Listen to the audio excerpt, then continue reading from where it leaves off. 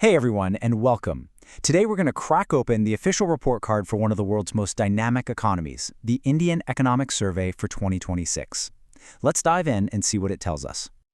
So, you might be wondering, what exactly is this thing? Well, think of the Economic Survey as the government's official look back at the financial year that's just wrapping up. It's where they analyze what went right, what the challenges were, and basically set the stage for all the big economic decisions coming up. And you know, the backdrop for this year's report is, well, it's pretty intense. The survey describes a global economy facing some serious headwinds, from all sorts of trade tensions to a whole lot of uncertainty. But right in the middle of all that chaos, India's story, well, it's a little different. Let's find out why. All right, let's kick things off with the big picture, the macroeconomic story. Think of these as the economy's vital signs, right? They tell us just how healthy and resilient things are on a fundamental level. Okay, first up, and this is a big one, fiscal discipline.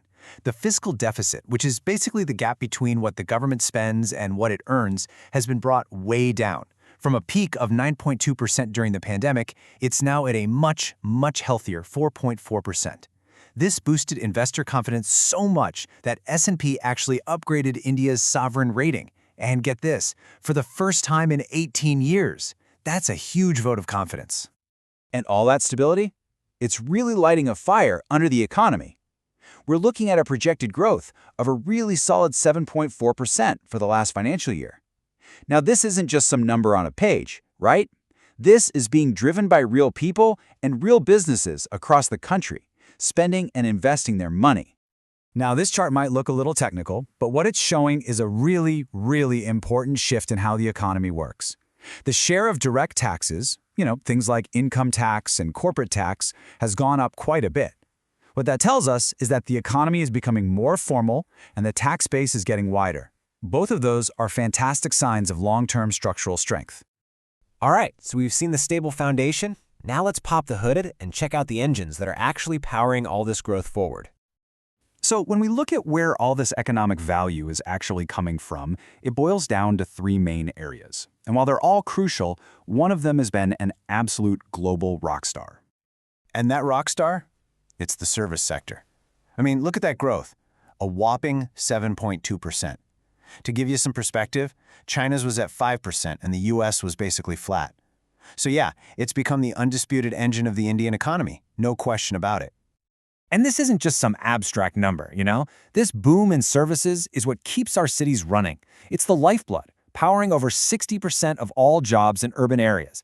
Plus, it's fueling a massive comeback in tourism, with both folks traveling at home and visitors from abroad returning in a big way.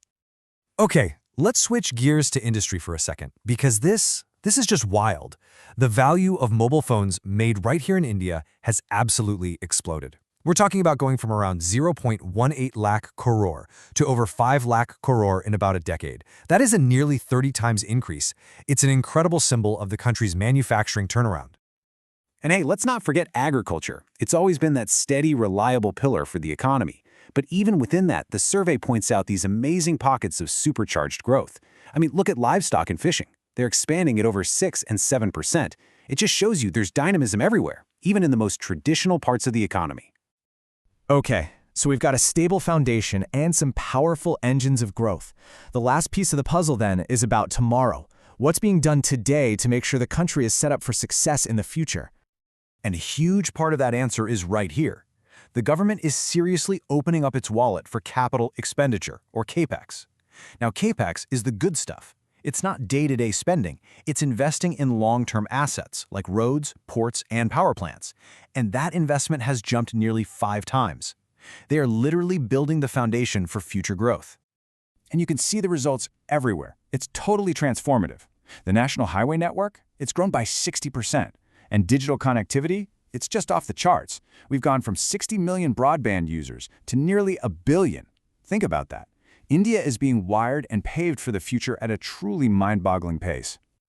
But infrastructure isn't just about concrete and cables. The survey makes it really clear that the most important long-term investment of all is in people, in their education and their health. And the goals here are seriously ambitious. The aim is to get every single child into school by 2030 and have half of all young people in higher education by 2035. And it's not just education. We're seeing huge strides in health too, like a 37% drop in infant mortality and life expectancy now hitting over 70 years. This is all about investing in human capital, which is what's really going to power progress for decades to come. And finally, the survey kind of peeks around the corner looking at what's next, the next generation of growth. It highlights two big strategic bets. First, doubling down on nuclear energy for clean, reliable 24/7 power. And second, really leaning into India's position as the world's third largest hub for generative AI startups. We're talking about building the future right now. So, when you put it all together, from getting the finances in order to building these incredible digital highways and investing in its people, the report really paints a picture of an economy that's firing on all cylinders. But, and this is the big one, it leaves us with a really important question for the road ahead.